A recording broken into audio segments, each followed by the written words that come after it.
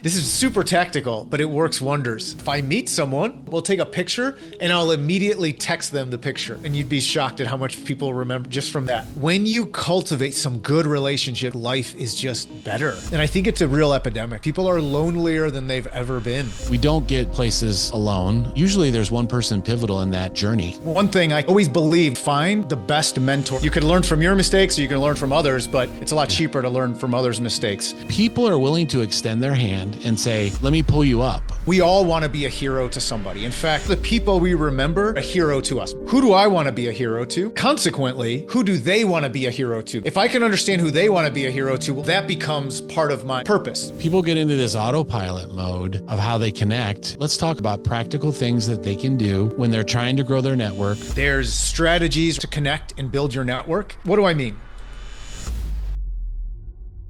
All right, welcome everyone back to We Rise Together. And, you know, I say this every time. I'm really excited about this guest that I have coming on that you see on the screen. And probably, Christopher, you say that every time. Well, you know what? I'm like, I try to outdo myself before. Like, who can we get on the show that we can talk about some incredible, amazing things? And Bryan and I, there he is right there. Bryan and I had a conversation. We were messaging each other, and I'm like, hey, I'd love to have you on We Rise Together. And he's like, cool, yeah, let's do it. And so we set it up and we got it taken care of right away. And so, ladies and gentlemen, Bryan Bowman is here with us today, and glad to have you here. Thanks for coming on We Rise Together. It's great to have you here, man.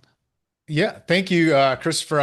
I'm excited to be here. Like you said, we connected and you asked me to come on. And then when I learned more about what your goal is with the podcast and who you're trying to reach, I was excited to come on because, yeah, I mean, everything you're doing with ROR, it aligns with my experience and I can resonate with it. And hopefully we get a chance to dive into that a little bit and talk about, yeah, how I've seen it play out, and then, you know, share some thoughts back and forth about how people can get a higher return on their relationships. You know, it was 2018. So all of you that are listening and watching, my first funnel hacking live, you know, when I started to get to know Russell Brunson and that whole community and Dave Woodward, and God, we miss you, Dave. Sorry, I don't go there. I start getting emotional, but love that guy. Bryan spoke on stage at Funnel Hacking Live, and I was going back through my notes. So I have like little binders for each of the years. I'm kind of weird like that. It's like, here's my 2018. And then I had some blank spots because of COVID. We had to miss that. My wife had a brain tumor and all that. But so I had some empty spots, but I was looking back and Bryan, I remember Bryan's presentation that he made from stage. And we were kind of talking about this in the green room. And Bryan, I want you to address, let's talk about that, because it's really cool, because it will kind of anchor for everyone to see like how amazing this person is. And in your history, I want you to talk about, you know, give us a little bit of your origin story. Let's go back, if you want to even go back a little further than that, if you'd like to, and then just kind of bring us up to where you are right now and what you're doing. But when Bryan spoke, I was moved. I was touched, the stories that you told, and it was just impactful. And so I've always stayed in contact with Bryan. And, you know, it's your network is so important. And so anyway, now years later, we have him here on We Rise Together. And we know that we don't get places alone. It rarely happens. When you look at all the successful multimillionaires, billionaires, influencers, they all talk about who was that person. Usually there's one person pivotal in that journey that was like the game changer, that everything went crazy and good for them. You know, I'm a big fan of Mount Everest. There's only one person that I know of that summited Mount Everest alone with no Sherpas, no oxygen. But he did have a support team. He had a ground team. You know, he had people in base camp that were following his way up. So it's incredible the things that we can do together. It's how amazing how we can rise together. So Bryan, take us back, if you want to take us back to wherever. It can be past 2018. Tell us where you came from and bring us up to now so people can get to know you a little bit. And then I've got some laser questions about relationships that I'm going to get to, but I'm going to turn it over to you and tell people how amazing you are. Don't be shy. No Please, pressure, no pressure. Oh, no and pressure, go. but don't be shy. But yeah, Yeah. tell us, give us that. Yeah, it's interesting because you're talking about people playing a pivotal role, and when I think about that, and then you're talking, I'm like, sure, there's definitely been people in business that have helped me a ton, and we can talk about those relationships and kind of how they came to be and how they were nurtured over time. But when I think about, then I think personally, like, what was the relationship that defined me the most? And so just kind of thinking back my origin story, and I won't go all the way back to childhood, but I do look at my mom. She's passed, and that was quite a while back. But when I look at the influence she had, I could see it extrapolate out into my life and how my life has turned out. Probably for a lot of us in good ways and bad ways, right? Like it's not all positive, especially with our parents or complicated relationships. But Hmm. she was a very determined woman. She was very focused on a growth mindset. She was very focused on self-improvement. So early on, there was an influence in my life where it's funny, I joke around with friends because like growing up, I didn't like I never read like Dr. Seuss. Like that wasn't a thing that she did. She didn't give me like Dr. Seuss books. A lot of things that like it's interesting growing up that kids would talk about and my peers like childhood memories, my memories were very different because I remember at like 12 years old, she was giving me Tony Robbins' book. She gave me Think and Grow Rich when I was 10 years old to read.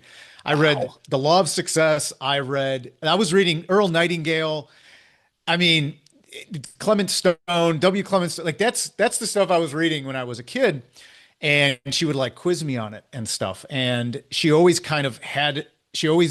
put into my head, like, if you can believe it, you can achieve it. So that was my foundation. So I think that has affected my view of the world in general. Not saying that I'm like a ever optimist. I'm actually probably more of a realist in the sense that I think that I was a math major, so I do have like a very analytical brain. Hmm. But I think it pairs well with this idea of seeing opportunity and not just being, pessimistic and too real. Like, right? I mean, you can create your reality to an extent. So I think a lot of that in terms of my mindset came from that. Wow. And she always taught me to live more curious than afraid. So when I look at my background, you know, I was very curious in growing up, like high school, college, in terms of like, what do I want to do? So I'd always try things. I was always trying to be an expert in things. And one thing I can say is I always believed like try to find the best mentor I could find, like that I could afford, that I could find, that I had access to. So if I look at all these, I've had a few different stages in my life. So um, I became really, really good at golf. Basically, that was like one of the first things I got really good at. Well, I sought out the absolute best mentor I could that I had access to, and I've always believed like you can compress time by learning from others, right? I mean, it's the saying, you could learn from your mistakes, or you can learn from others, but it's a lot Yeah. cheaper to learn from others' mistakes. And Yeah. they can also guide you because they know where to go. So I got very good at golf. I ended up actually dropping out of college to play professional golf on the mini tours. So that was like my first more curious than afraid, right? Like throwing it all in. And I had a small business before then, but I actually sold that and played golf. I lived in California, was doing that. When I came back, I decided, all right, I'm going to go back to school. So I found something that I was good at, tried to get into the best university I could, right? Like with a laser focus on where I wanted to go. I wanted to be an actuary, which for those of you who aren't complete nerds like me, it's we don't Everyone's work got with Chat birds. GTP out right now. They're all Yeah, asking AI, ChatGPT. what do you So, say? so I Tell us. became a consulting actuary, which basically is somebody who assesses risk for a living and basically you make better decisions understanding the risk of those decisions. So actuaries do a lot with insurance and hedging and stuff. So I did that again, looked at who I knew, what was the best path for that career, and I went into consulting. But like those opportunities opened up because of the networking I did in college, and going back as a returning adult and mentoring a lot of people. That opened a lot of doors, which I guess we could talk about. But there's been this I think there's been this theme where it's kind of more curious than afraid, and also realizing that you can, I, I can define reality to a certain extent by my actions. Again, I'm not a big fan of positive thinking that like if I just think positive, just magic is just going to happen in my life. No, like you still got to work hard and you got to put in the reps. Um, but I do think, there's a study, I remember this from years ago, that they took two groups of people. They split them up in a controlled study. People who thought themselves as lucky and people who thought themselves as unlucky. And they had the group of unlucky people walk by, or the lucky people walk by a $20 bill on the street, like randomly put on the street. And the lucky people, 80% of the time, roughly, saw the $20 bill and picked it up. When they had the unlucky people walk by the same $20 bill, it was almost the inverse. I think it was like only 35% of the people picked up the $20 bill. So point being that like it wasn't their positive thinking of the lucky people that they attracted a $20 bill into their life. They just had the like visibility to see it, to see the opportunity. And I think that is a mindset that I think I've adopted and tried to adopt continually. So getting into business was actually kind of the same thing. I was working as an actuary. I realized, it's a lot of work. Being a consultant, period. It's tons of hours. It's crazy schedule. I learned a lot, but it wasn't for me. And I wanted to strike out on my own. I always had that entrepreneurial spirit. Mm-hmm. And I actually started figuring out like what are ways I can make money on the side. I learned how to sell physical products online. Mm-hmm. Ended up building two brands from basically zero to seven figures, multiple seven figures in e-commerce. Did that twice. I was like, okay, I think I got this. So then I got into helping other brands scale. So that was 12 years ago. So then I was looking, okay, how can I better learn to market myself, to be a better, just to let more people know about what I do from the marketing side.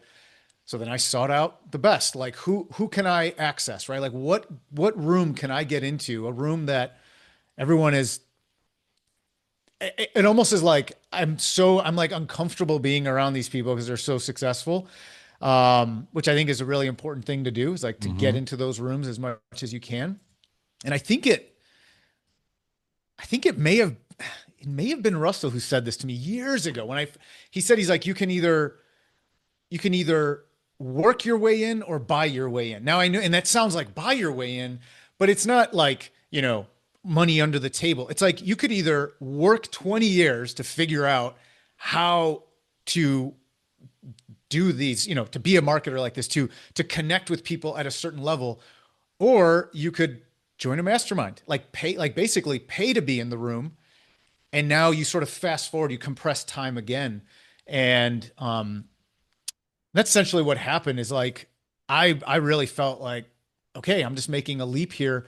I joined Inner Circle, and that was one of the best business decisions I've ever made. I still have amazing friends there, still have just great relationships. And that sort of Thank, kicked off the entrepreneurial side of things. thank you, And Russell Brunson. Thank you, yeah, Russell yeah, Brunson. Thank thanks. you, Russell Brunson. Thanks. Like, Yeah. like, I want you to be like a bomber dropping name drop. Like seriously, like we were talking in the green room. You got to listen to some of these people that Bryan, his journey is you're talking about as you're starting. This is who it started with. Like, let's Yeah, I mean, go a and little I'm not deeper much into of a that. name dropper at Yeah, all, but just but it drop was a some really, names. Yeah, drop a little drop. it was a cool time. And again, I haven't, who knows? I'm sure there's a lot of great masterminds out there, but it was a really cool time. I think I joined 2015, 2016. I was there till 2019 because 2018 I was obviously still in. I spoke at Mm-hmm. Funnel Hacking Live.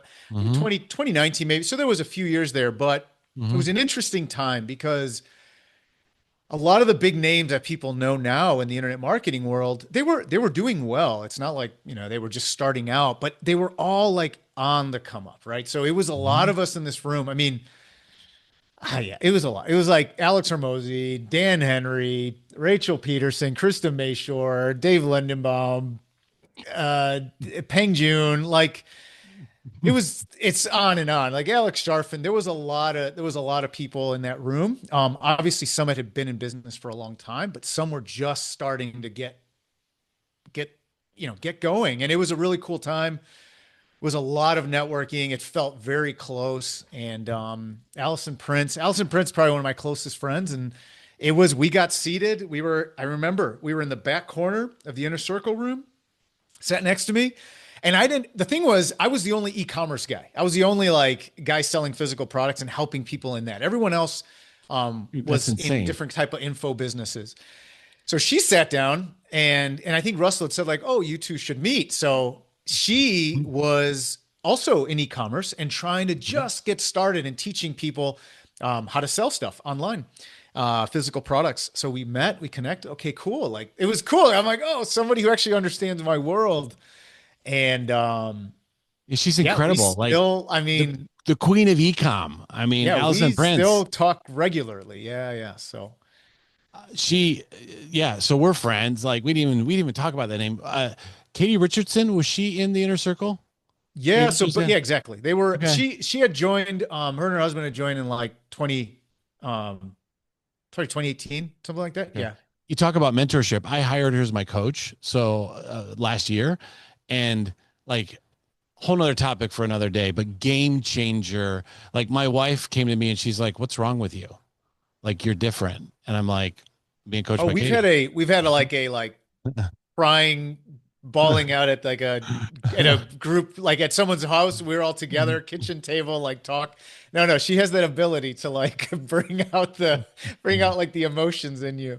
Well, look at what Brian's saying though, and I'm gonna build this up a little bit more, not more than what it is, because, but these names that you're dropping, like all these names, and Alex, the Hormozis and Allison Prince and Rachel, all these people. The cool thing about it is the thing that's absolutely amazing is you guys were all in there together. So the whole essence of this show is we rise together, and everybody in that group. I mean, I guess I can't use the word an all or nothing term, everybody vocabulary word, but a very large percentage of that group, you guys have all risen together. And people come to me all the time. How do I get to where they're at? I'm like, what you said, don't make the same mistakes, learn from their mistakes. It's cheaper, but then have them help you. Like people are willing to extend their hand and say, let me pull you up. I don't know. I love Survivor, and the team, the red team that gets over the wall first, they're helping each other all over that wall. So you're in this mastermind, you've got these businesses, keep going from there. But I want to highlight this. That's what's amazing. And that's why I'm like, Brian, we got so much to talk about. And to honor your mom, like ROR, my mom used to go to I have this bank story where ROR just will never leave my brain, where she used to drop off gifts at the bank. Now that was back, Brian, when banks were not global banks. And usually the guy that owned the bank was in there in a suit and tie. And it really helped her out one day when she had to cash this big check. And back in the day, Brian, remember they had to call the other institution and say, I have a $20,000 check. Can I cash this? They Yeah, yeah, couldn't run the router number through the yeah. computer. And they cashed it for her that day, even though they couldn't get a hold of the other bank, because they knew, like, and trusted my mom because of how she served them and did things for them. And so what your mom instilled in you, what's that quote again? What is it? Give that to me one more time. Your Uh, mom, the oh, quote you said, to yeah, be more curious than afraid. yeah, that's gold. And so just to honor your mom for a second, that's amazing. It's so great.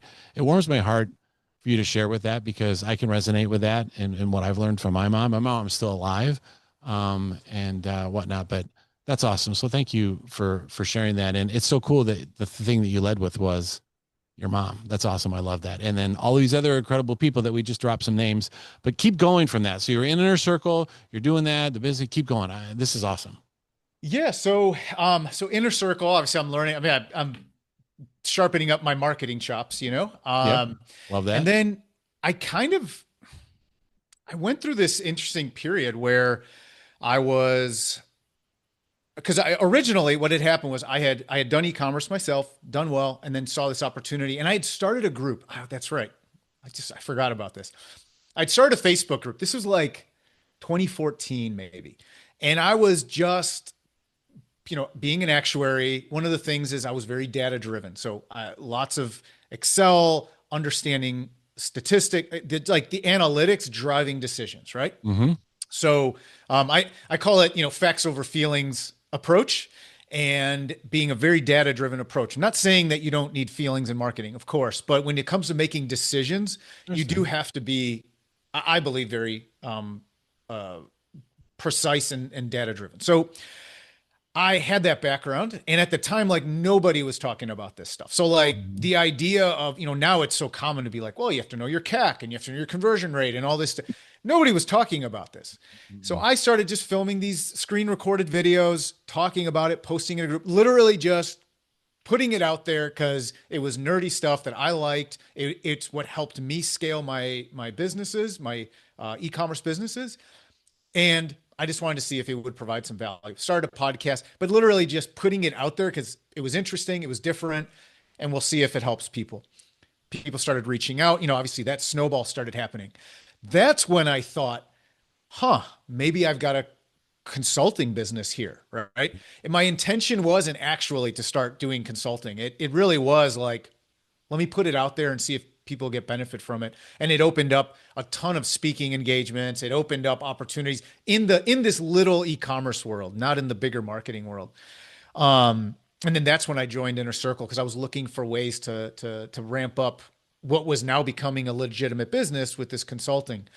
So fast forward, that turns into my first consulting business slash coaching business in e-commerce, Mhm. and it was doing well. I mean, I had everything I'd learned in Inner Circle and from my friends and my all these opportunities. I was able to build the business up, but I was kind of, I don't know. I had like an existential crisis as an entrepreneur of like, what do I want to do?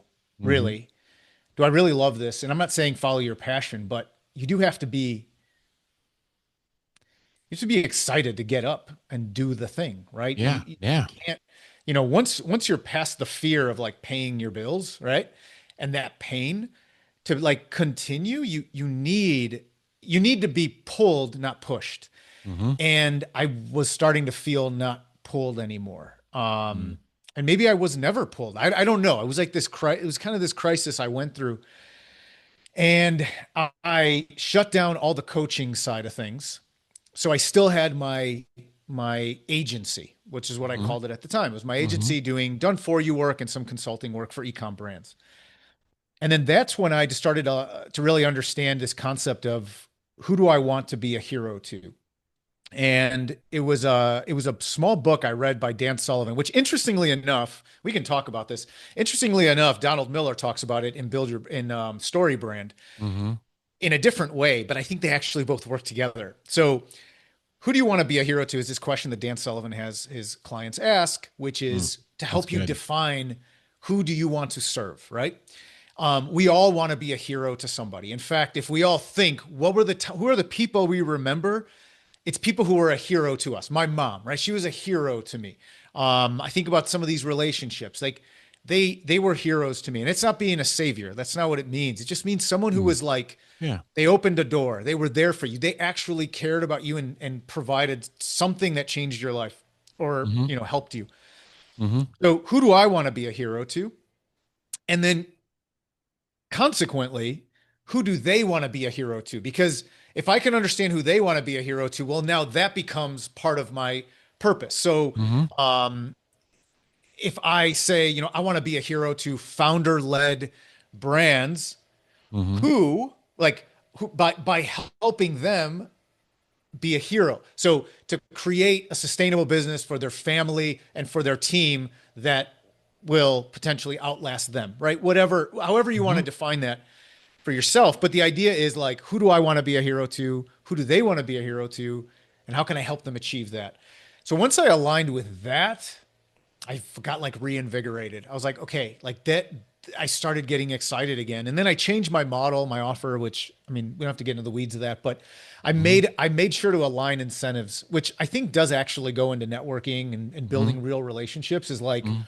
um, there's a few books that impacted me on this, but essentially, um, not focusing on position, focusing on principle. So like Mhm. aligning like what do we both want and making sure it's the same. When I aligned with my clients and Mhm. truly became a growth partner with them, Mhm. Mhm. the business took off, their businesses took off, and I was just more fulfilled than I've ever been in business. So, yeah, I'm not sure. There's probably a lot of pieces there to unpack, but definitely aligning incentives was one of the biggest shifts in my business and got me to where I am now with foundrev.com, where we find revenue for clients. And like that's part of the game. Like that's the fun. Like we are both how we're compensated and how they're compensated is the same. We need more revenue for the business. So if we align on that, well, then now we're both trying to achieve the same objective, and it's formed great relationships with my partners.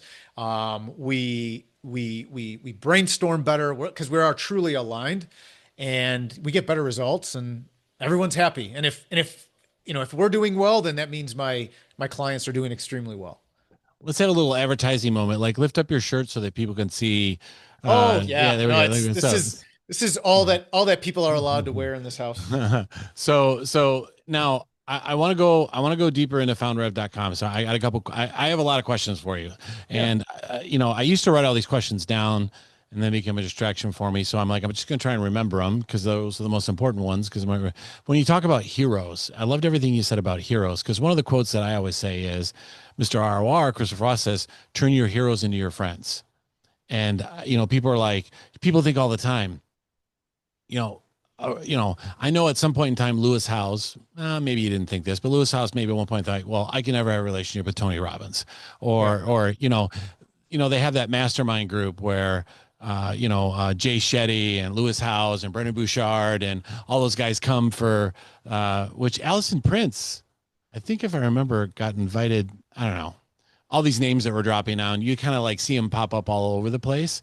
Yeah. But turn your heroes into your friends, and these people are going to help you. And then this inner circle that you're in, the coolest thing is you guys are all in together, helping each other. And some of these people are still dear friends of yours, people you can reach out to. It's like, hey, I'm stuck, I need help, I need this, I need that. Those people can come in at those key moments to where, and it's not the key moments when things are going great. It's when things are bad and when things are good. They help Yeah. you celebrate the wins, and they help you through the different, I mean, there's names that we could talk about where people went through an incredibly difficult, hard time. And they're like, I would not have gotten through that if it wasn't for this person, if it wasn't for that person. Yeah. Going back to Russell's, thanking Russell, the ripple effect of everything he's done for entrepreneurs, for businesses, and the people that have helped. One thing you said, Bryan, you're like, who is, go after, who is the hero thing, and then who's their hero and all that, and how that all compounds is incredible. So, okay, in business, as we're talking about relationships and rising together, who are some people? I know you said your mom. Would you want to talk about a couple other people that were pivotal, people that were in your path or in your journey that helped you rise to where you're at? I mean, clearly anything you touch is going to be successful and turn to gold. I want to talk more about what's on your shirt there at the end, but anybody else that was a pivotal part of helping you rise to where you're at? Anyone that you can think of? If it's too many, be like, Christopher, the list is too big. Let's move on to another question. No, I mean, there's a lot of people. I mean, yeah, I mean, because everything's related. It's not like there's just people that help me in business, just people that help me personally, right? I mean, Yeah. it's just, I think from a business standpoint, certainly Russell. I mean, Mm-hmm. that educated me in just Mm-hmm. the whole world of online marketing. Mm-hmm. Um, I think if I look at yeah, like, and it's kind of interesting, right? Because I don't want to start name dropping like I my know. friends specifically, like, oh, this is this person. A lot of the people in Inner Circle for sure have been great friends. I think, and If maybe you this is do, kind of what's that? if you do, tell them to watch the episode so they can be like, Yeah, hey, I dude, I will. I talked will. about you. I mean, I would Like say, I yeah, dropped your yeah, no, name, definitely. man. I think like I know so. it's hard though. I know it's hard to be like It's hard, yeah. It's this just moving person, this on. person, this person. For me, Yeah, yeah. I got a couple, I mean, for sure, for sure, there's no question. Like Allison, like we've mentioned Allison several times. Like she's mhm, been amazing. mhm. Um, I think there's a Charlie Munger quote where he says, learn from the eminent dead. And I think there's a lot to be learned when I think about like who has impacted me the most.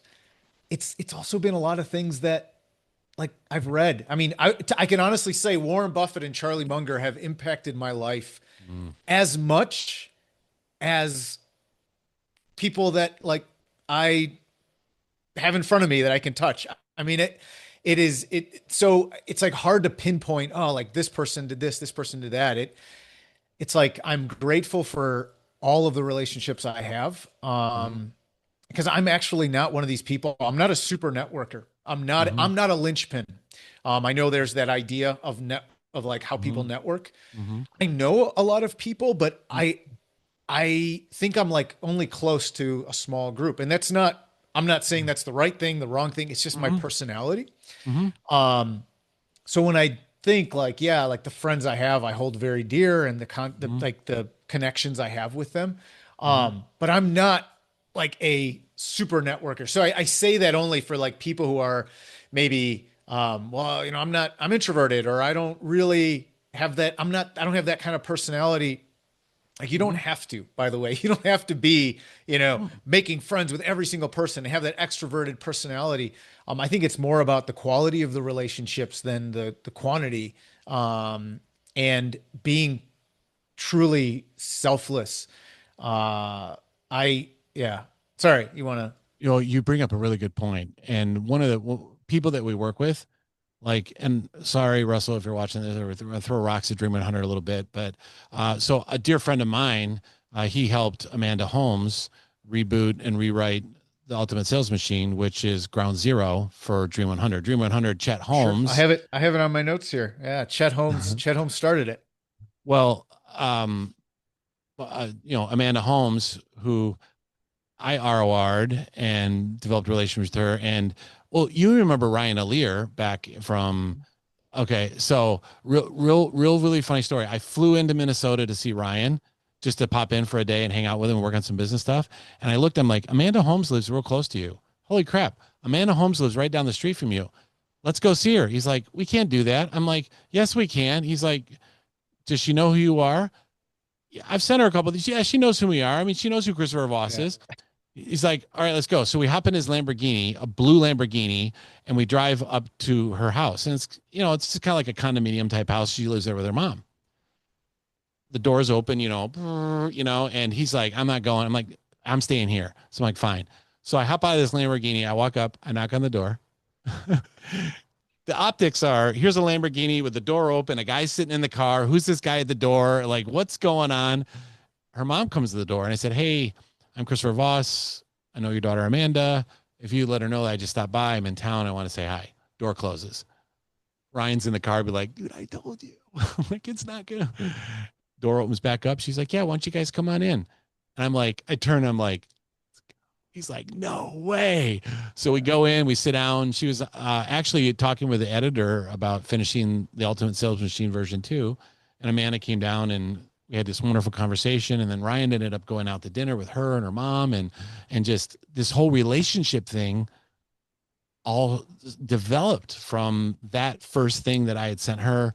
But anyway, that's just a really funny story about Amanda Holmes and Chet Holmes and how amazing her dad was and everything that he did. But the Dream 100, throwing rocks at it a little bit, people get overwhelmed. So your point, Bryan, that you made, people, you don't need to have this huge, like Ryan said, you don't need to have like, if you're an introvert, if you got like your dream 6 people, like that network of people, like somebody in Mount Everest, they don't do it with busloads of people in one big large group. It's this small little group with a couple Sherpas and you make your way to the top. So I love the fact that you're bringing up that you don't need to have a big network. That's fine, but don't feel pressured. Like I can't come up with 100 names.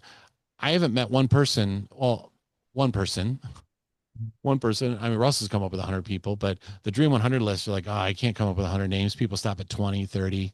I can't come up with any names. And they get overwhelmed and then they stop. So we always tell people, come up with 6. And then what's cool is you take those 6 people, turn your heroes into your friends, make them your friends, rotate them out into your friends group, and then find 6 more. Or Yeah. if not, if you're just happy with that set, then stick with that. But have it diverse enough because usually that person, like some of the people you mentioned you're really dear friends with still to this day, they're one person away from someone that Bryan needs to know. So let's talk about the know, like, and trust factor. I use this a lot. I talk about this a lot. If you get someone to know you, like you, and trust you, for you, those three words of know, like, and trust, and your journey as an entrepreneur, um, how has that worked for you? Like, and do you have anything that you want to share people that's helped you on the know part, getting people to know you, getting people to like you, getting people to trust you? I mean, if you get them to know, like, and trust you, you're off to the races and the opportunities are endless. Let's talk about the know, like, and trust factor. How has that helped you? What advice can you give? You've got a lot of advice to give. And by the way, that word that you used to describe that you went to school with, I thought it had something to do with plants or bushes or landscaping. So that shows you about where I was at. Yeah. Okay. Uh, but Yeah. talk, you know, So let's know, go into like, and that. trust. That's interesting because so I moved a lot as a kid. So my mom, you talk about God bless her. Uh, so many great things, but parents, it's complicated. Parent relationships are complicated, right? And as you get older, you realize like they literally are just doing the best they could. They were trying to figure it out too, right? But as kids, we don't understand that. Amen, buddy. And and my mom moved a lot, and I think it probably had to do with her own insecurities, her own Mm-hmm. feeling of wanting to reinvent herself all the time. So we Mm-hmm. moved a lot. Mm-hmm. And I mean, I lived in 10 different places before I was 4 years old, like 10 different homes. We weren't a military family. This is kind of my mom's MO.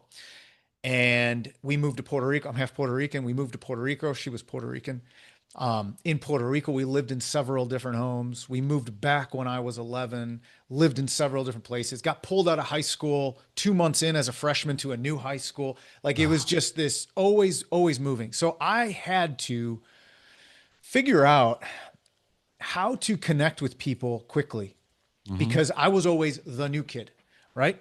And I wasn't always like the new cool kid. Like I sometimes was the new awkward kid. When I came Mm-hmm. from Puerto Rico, I had a really thick accent because, you know, yo hablo español, pero you don't really hear it when I speak English. I had like a Wow. very thick accent when I came back. It was very hard for me, like coming as like a sixth grader, when everyone had their friends, right? And I was made fun of. And so I had to learn how to like integrate all the time because every time we moved, I had to figure this out. And Hmm. one thing I learned was people, it's like it's just kind of this framework that I have where a lot of people say, oh, they're hard on the outside but they're soft on the inside. Like Mm-hmm. it takes time to get through that hard shell, but once you do, they're softies inside, right? Mm-hmm. Mm-hmm. I realize like that's not a really good way to meet people and to connect with people. But I also realize if I'm too vulnerable, they could use that against me and I almost look weak.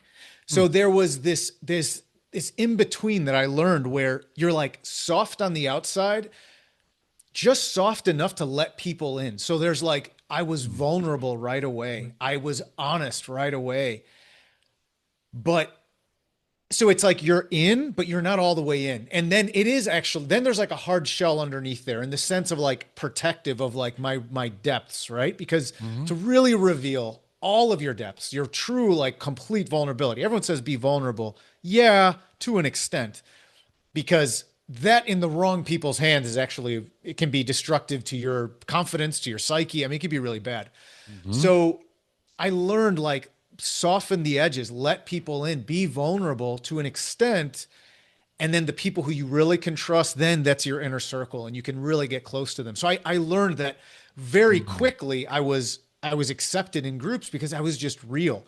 I heard an analogy I heard a long time ago and I was like, this is kind of, I accidentally discovered this through a forcing function because I was always having to reinvent myself, is Mm-hmm. that nothing sticks to Teflon, which Mm-hmm. it's kind of the same thing. When people are like Teflon, nothing sticks. Like friends don't stick, like people don't Mm-hmm. stick. It's the grittiness, it's the rough edges that actually make things stick. So you need to have some rough edges. You need to have some vulnerability. That helped me a ton because that allowed me to relate on a real level with people right away to then start to cultivate a relationship, right? So I think that's one like very real part of my life that I've looked back on and realized. And I think it's like a very tactical thing. It takes time to refine that. There is some Hmm. Aristotelian mean of like too vulnerable, not vulnerable enough. And that only is learned through experience. But I can tell you that I think that's why I've been able to form close relationships quickly and have a feeling of like, I don't know. I'd like to think that when I leave the room, people generally have something not not necessarily great to say, but not anything really bad to say. And I Hmm. think it's trying, and sometimes you mess it up. Don't get me wrong. I'm too vulnerable. I'm like, okay, got to dial it back. And Hmm. that's that balance you have to find. But I think that's a huge part of like connecting. I think a lot of people who have a hard time connecting, it's because of that. It's because there's like this nervousness to seem too perfect. And nobody can relate to perfect because nobody's perfect. So it's I think that's one thing that a lot of has helped me a lot with Like that.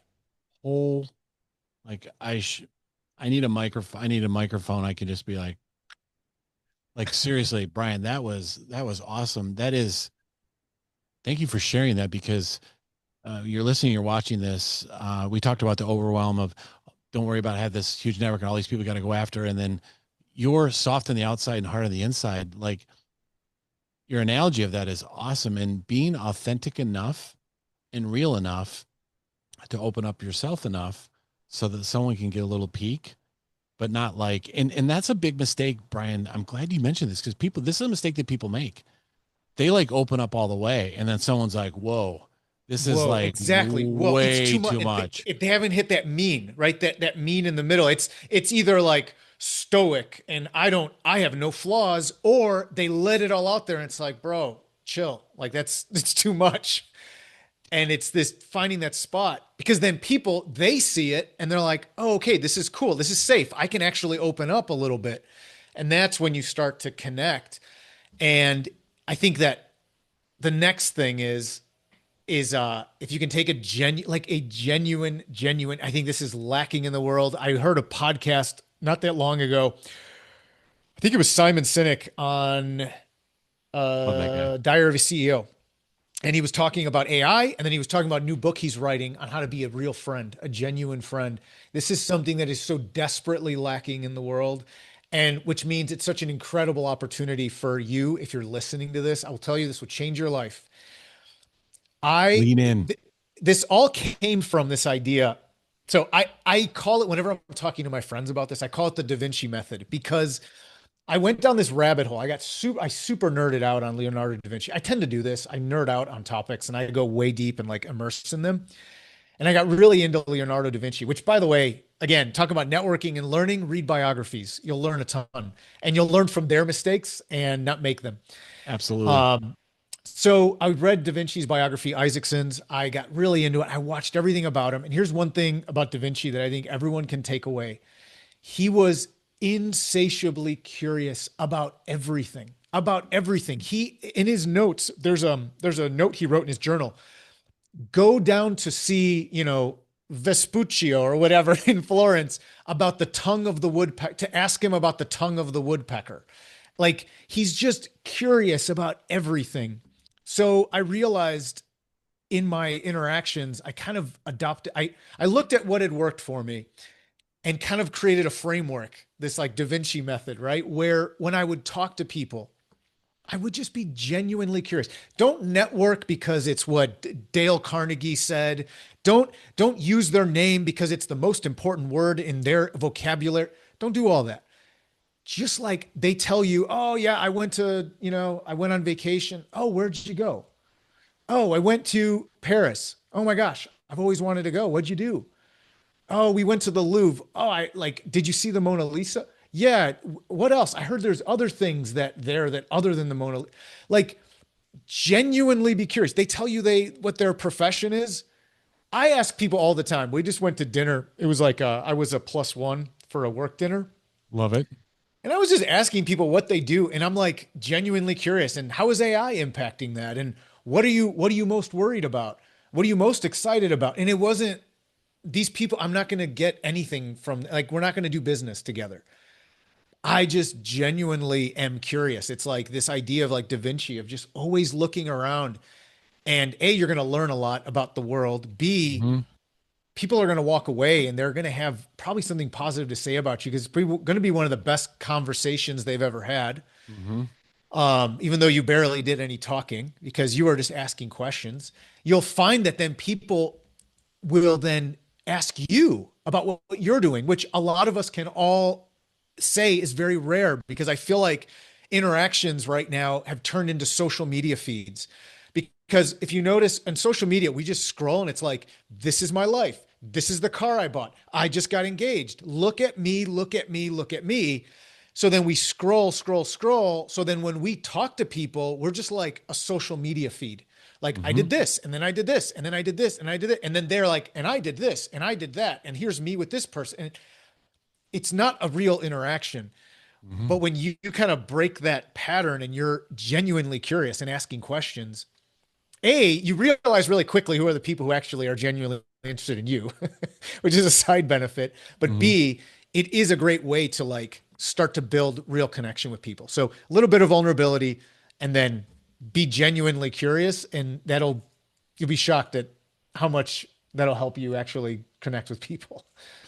You know, I use this line a lot to say, if you want to get someone interested in you, be interesting.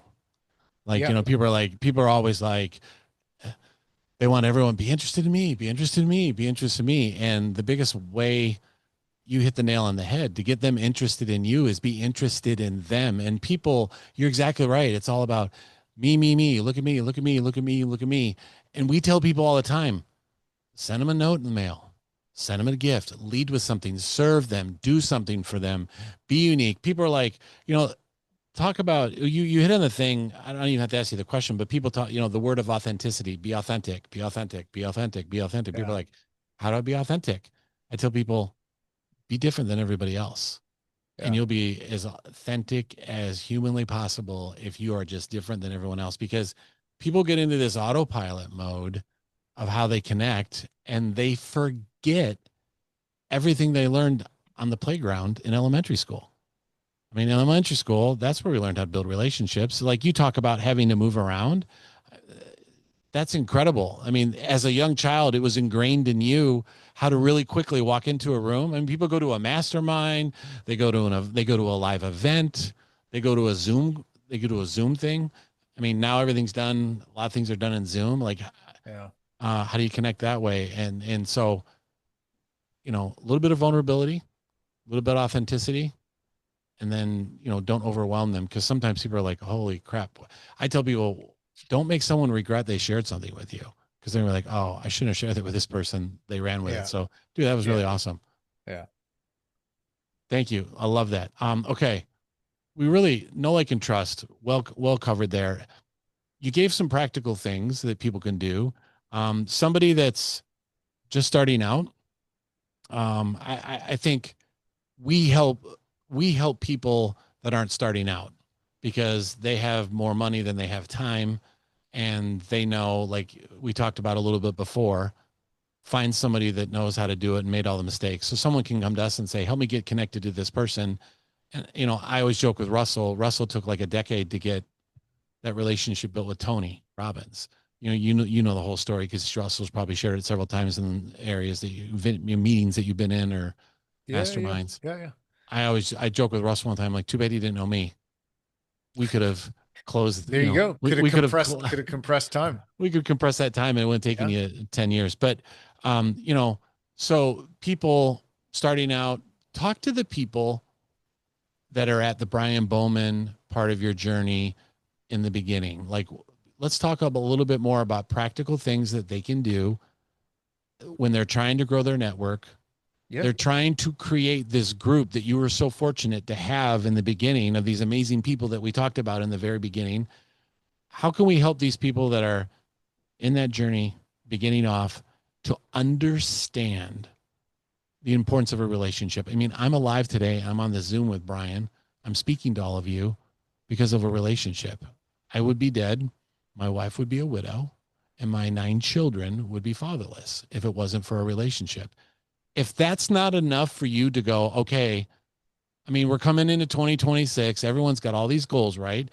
All the shiny object syndrome with artificial intelligence. And you need to, I mean, people are like in flipping overwhelm stage because I'm going to be behind in AI. Well, the great thing about it is you're one relationship away from blowing the doors off your business. So let's talk to that person starting out. What advice can Bryan Bowman give them? If you could sit them down and say, this is what I'm going to tell you as far as relationships and building your business, focus on this.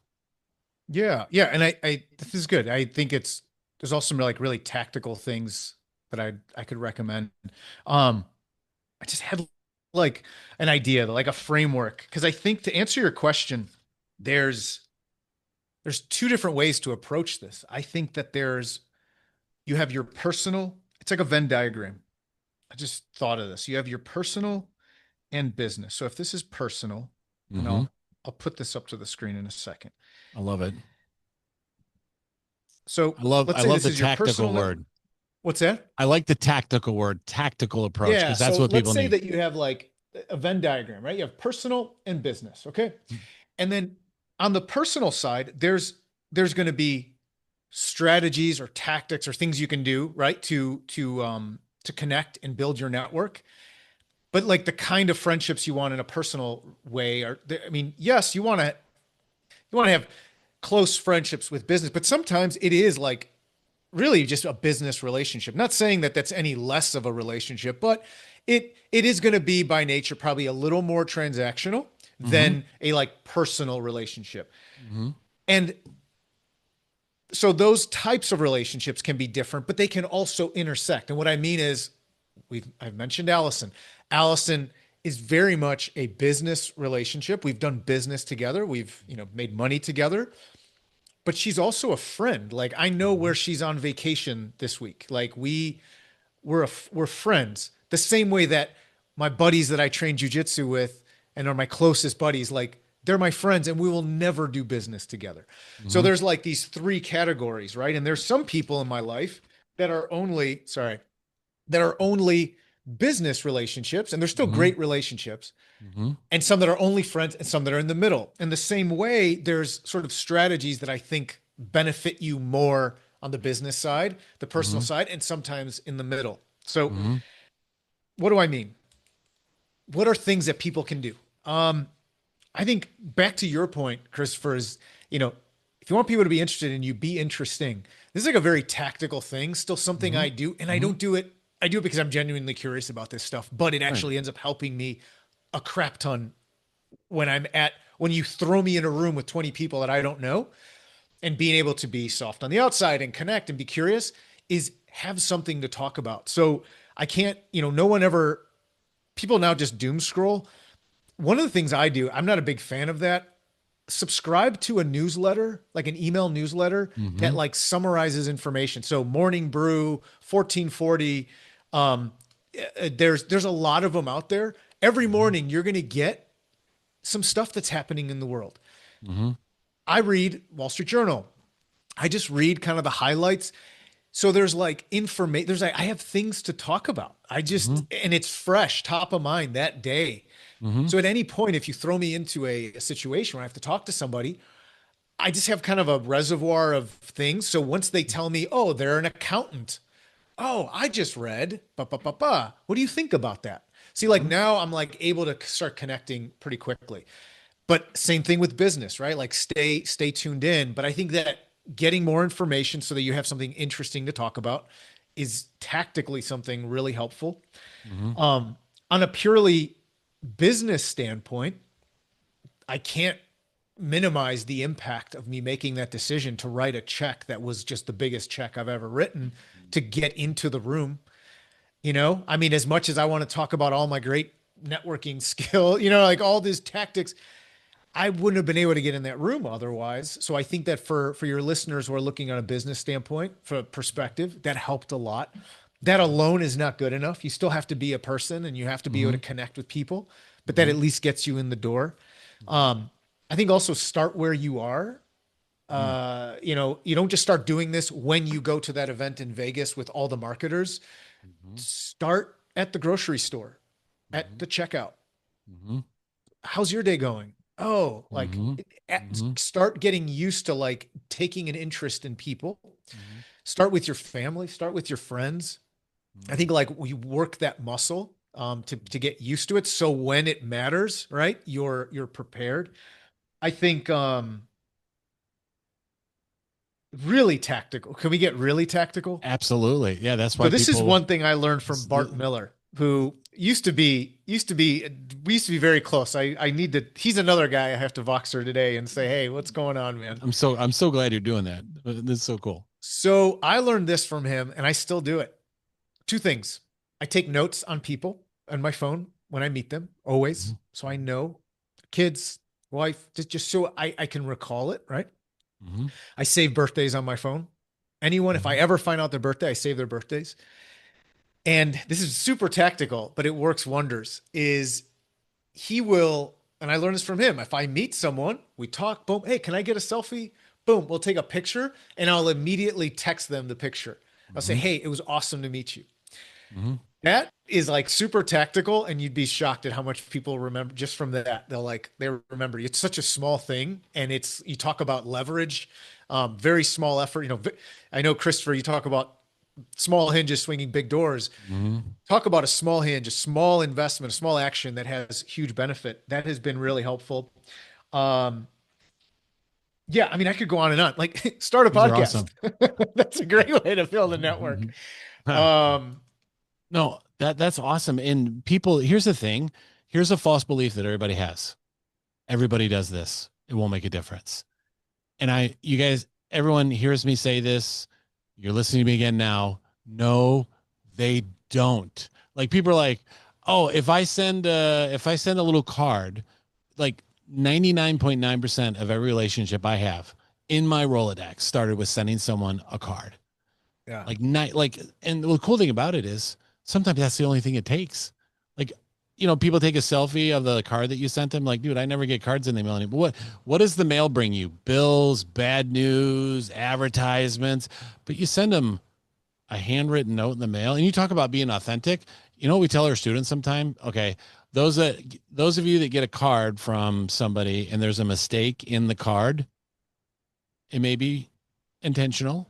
It may be my mistake. Like someone, like I've actually, no, I'm not going to write a brand new card. I'm just going to cross it off and fix it and send it. And someone actually said to me, holy crap, you sent me a card and you spelled a word wrong and you just kind of crossed off the E. Like I yeah, wrote there, THIER, I don't know, whichever wrong way. And I yeah, crossed yeah, it off yeah, and I switched it. And they're like, you left that in there. I'm like, this is a dude that I want to know. Like, holy crap. So, I yeah, mean, all yeah. that authenticity. No, the tactical things that you just shared, holy smokes, people do the three or four things that Bryan just suggested, and you're going to have a game changer as far as your relationships. And you talked to, And your life is you're just gonna feel better. You're just gonna be happier. Period. Like we are human beings. At the end of the day, I say this. So much is made up. Like if you're listening to this, realize so much of this stuff is made up. yep. Boundaries of countries and government and and you're this person and I'm that. All this stuff is made up. The one thing that is actually real is we're all born. We're all gonna die. We're all literally in this to get. We have more. We have such a fundamental thing in common with other human beings. I think we Mm-hmm. forget it. Like we all Mm-hmm. have this finite time. Mm-hmm. Life is meant to be lived with. We are tribal by nature. We're meant to be with people. Man is not meant to be alone. And Boom. when you cultivate you don't need a lot of them, but you have good relationship, it's like life is just better. It's just better. So yeah, aside from like, yes, you'll make millions of dollars and all this stuff and it'll be great. You're just gonna be happier. And I think it's a real epidemic right now. I see it. People are just, you read the stats. People are lonelier than they've ever been.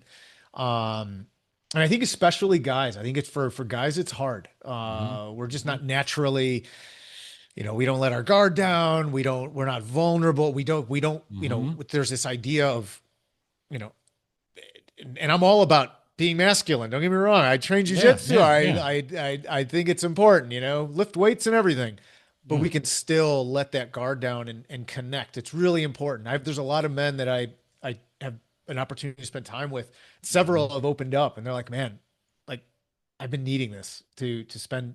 that to have that connection. So point being, yes, it will benefit you greatly, in your business, but you're just going to be happier doing this.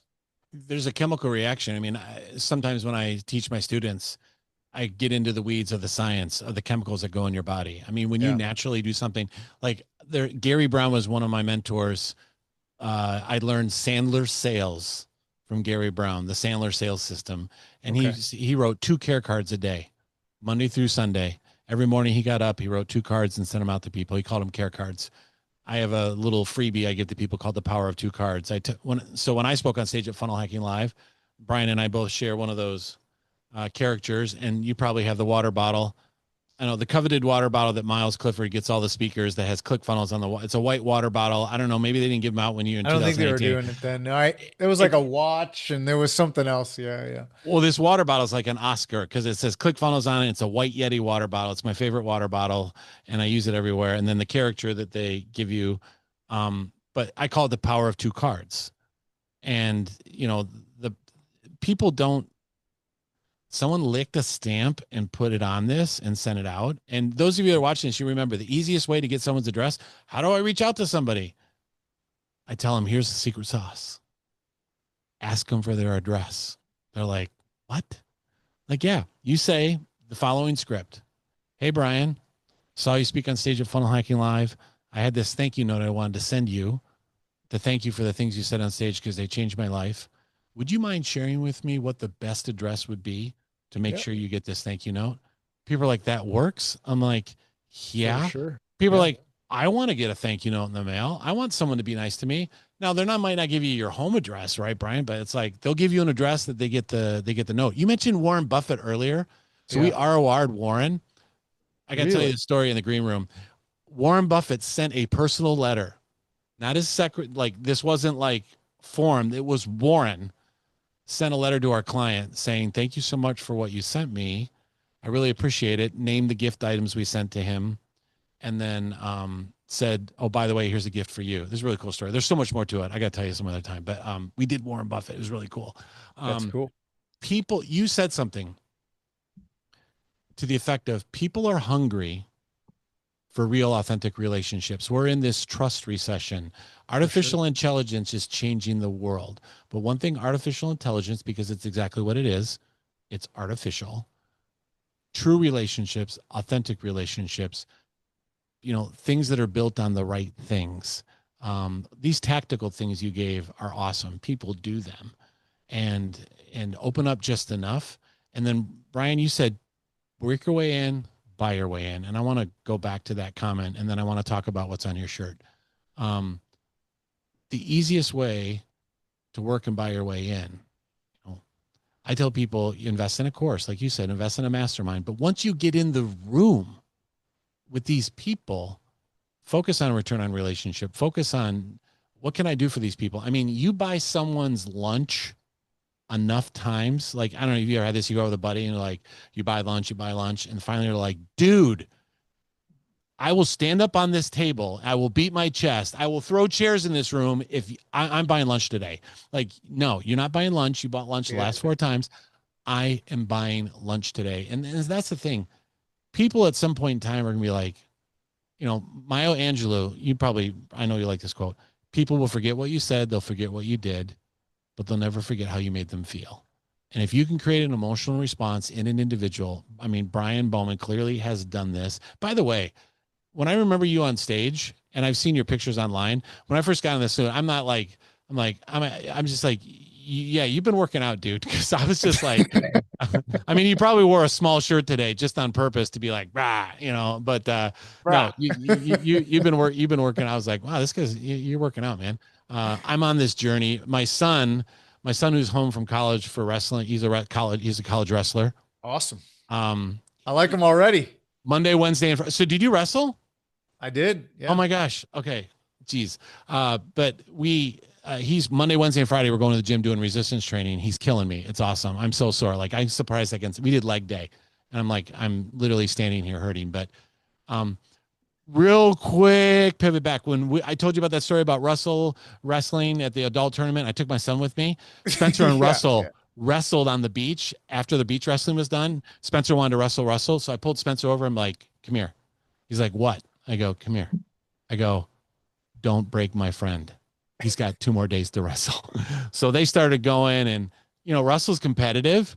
Russell tells this story better than me, but my son's competitive, and Spencer was going light because I told him, don't break my friend. But then Russell tried to do the move where he tried to slap his leg out from underneath him and to kind of do the sweep. Yeah. And Spencer's like tree trunk thighs wasn't working. It would just slap. And Russell tried it again, slap. Russell tried again, slap. Now Spencer's pissed and he double legs him, puts him up in the air. And I'm like, oh my gosh, no, don't hurt him. So he let them down Russell really probably lightly. loved it. He let him down, and then Russell reversed on him and got on top of him like, then he was pissed again. But anyway, so this has been amazing. We could talk for hours. Let's talk about, I want people, there's a lot of really cool people, new people. I want them to learn about what you're working on right now. And let's talk about what's on your shirt, and let's go into detail a little bit there. Let's talk about what you're working on, what you're doing right now, so people can know. Tell them how they can find you. I want them to be able to do that because there's somebody that's listening to this or watching this that you could probably help. So let's talk about that. Yeah, for sure. And I actually, before we do, I did want to recommend this book, which maybe you've mentioned it. I think it fits perfectly with what you talk about in ROR. And I think it has sometimes counterintuitive insights. It's Adam Grant's book, Give and Take. And what he talks about in this book, I would recommend all of you who are listening to this to read this book. He talks about, basically he groups people into 3 groups. What he's found in his research is there are givers, takers, and matchers. And what he found was that this, and he talks about this in the intro, but then goes into depth. It's an amazing book about this. But one of the main takeaways is that if you look at who had, when they study someone, their style, are they giver, taker, matcher? And then over time, who has the least amount of success? Who actually ends up falling behind money, financially, educationally, everything? Who has the least success? It's the givers. But then they found who also, when they look at who has the most success, it's also the givers, where the takers and the matchers are in between. And by the way, if you if it's not like intuitive, givers give, takers take, matchers match what's done for them, right? They tend to be in the middle. The givers tend to be all the way at the top of the most successful. And this is across all careers, professions, everything. And ultimately, one of the big takeaways is that what differentiates, because it should beg the question, well, what differentiates the givers that fail and the givers that succeed? It's how they protect their time and they don't turn into doormats. And I think that he's got some really good ideas in this book. So I think this would be a good read for everyone. Solid. I would be remiss if I didn't recommend Thank a you. book. Holy smokes. So FoundRev.com, it basically, it's still doing what I've always done, which is helping founder-led Shopify brands, so direct-to-consumer brands, scale. It's still the same thing. We've just refined how we do it. So basically, we're a performance-based growth partner. All that means is we get paid on the extra money that we help our clients generate. It's a true alignment of incentives, right? There's a delta between basically where they are and where they end up because of us. And we've tied our model to that delta in terms of compensation. It aligns our incentives. We truly want the same thing for the brand. And again, this is where it's like, it's very rewarding because we really are partners at this point. So that was part of my story before of that evolution for me as a business person, as an entrepreneur, as what I want to do. I found a lot of purpose in that. So that's what we do. We help Shopify brands, generally, already established. So we don't have like a course or like a coaching program to get people started on Shopify. We work with brands that are already established. Doesn't have to be, $1 million brands yet. But yeah, 10 to 20,000 a month in revenue. They're just looking for how do they get to 100K to 500K a month. So yeah, sorry, 10 to 20K a month to 100K a month, 100K a month brands, how to get to 500K a month, 500K a month, how to get to 1 million. Because there's different challenges along the way from a marketing perspective, from a management perspective. So that's what we do. And again, the thing that for me has been the best in terms of not only the relationships with my clients, but also just in fulfillment is just having those aligned incentives. I love it. You know what? Let's bring out that t-shirt again. Oh yeah, yeah. Let's see Well, that merch right there, right there. well, So foundrev.com. foundrev.com, like Yeah. go to that. Of course you can reach out. I'm sure you can reach out to Bryan on Yeah, social send me a media. DM. I You mean, can send him a direct message for sure. and like this has been a really great time. Great interview. It's like when we were messaging, I'm like, holy crap. Like we have so much kind of our roots and our pedigree chart kind of goes back into like the same sandbox of area. And Yeah. really people usually listening and watching, like, you've got somebody here that definitely has a very powerful network, worked with so many people. And the key thing is that you're learning as you walk away with some tactical things that you can apply right now. Everyone has all these lofty, everyone are making these goals for 2026 and the world has changed. Um, and I mean, everything is happening with AI. It's like crazy. But one thing, Russell had that book, the 30-day book, which I don't know, you might have been in that book. Are you in the No, I 30-day book? wasn't. No. I Okay. wasn't. All right. I know what book you're talking about. I was like, I was like, you're probably in that. But basically if you took everything away and you just had a laptop and a ClickFunnels account, what would you do? And, I tell people if you lost everything and all you had was your phone and your contacts in there, you'll be just fine because Facebook shuts down or whatever happens. If you've got someone in that phone that can help make that decision or help connect you or give you access. People that are starting out, like, I don't have a big audience. So I'm like, well, make friends with people that have huge audiences. They'll share. Like people like to share with people Yeah. they know, like, and trust. Just, so it's so amazing. This has been a great interview. Thank you so much for being here and taking time to do this. And you shared some really good things that I love when people that I interview share things, not me. Like it's not just me. I could talk about relationships over and over and over and over and over again, but it's so great when I can actually speak to somebody that you've actually applied this and it's proof in what you've done. So Bryan, thank you so much for being here. Yeah. Thank you Thanks for having me, everyone. Christopher. Thank you so much. I really appreciate it. And I'm going to give you a chance to say one. I give all the people that interview. I probably should. I didn't put this in the questions as we were talking about, what are we going to talk about in the show? Yeah. Yeah. But I'm sure you probably have one that is a real big one for you. I want you to close with a quote after I thank everyone. Thank you, everyone, for being here. Thank you for listening. Thank you for watching. Thank you for coming to a place where we can celebrate those people that have helped us rise to where we are, that we can celebrate the fact that we know that we will rise together. That's what it's all about. If you can master that, if you can comprehend that, don't try and go it alone. Let's do it together. So thank you for being here on We Rise Together. Bryan, close us off with what's the quote that really just drives you every day? I know you mentioned one from your mom. Maybe you're going to repeat the same one, but maybe there's another one that you want to share. Seal us off here as we sign off on something we can send people away with today. Yeah, I don't have the exact quote, but it's something Warren Buffett said. And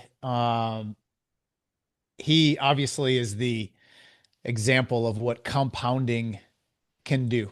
And compounding is not just money, it's not just financial. We all think of compound interest, but compounding relationships, compounding in in in your fitness, in love. I mean, it compounding is this idea of small gains leading to exponential returns. And he basically said something along the lines of all he needs is, to create something powerful enough to knock over anything. All you need is a little bit of, you just need some wet snow and a tall enough hill. Like you just need a little bit of snow and a long enough runway. So I guess for me, that is so important because I have to remind myself everyone's wants to get things done quickly. And I think if we just give ourselves a long enough time horizon and just put in the work continually, one snowflake at a time, you can create a snowball that's big enough to literally knock over, a 10-story building. You just need enough snow and a long enough hill. That's awesome. everybody go get your snowflakes, put them together. Yeah, go Make pound them that together. go going together. And in Michigan, you got a lot of snowflakes right now that you can do this. So thanks everyone for being here for Yeah, We Rise appreciate Together. it. Brian, thanks again, buddy, for being here. Appreciate it. Yep, for sure. See you, everybody. See ya.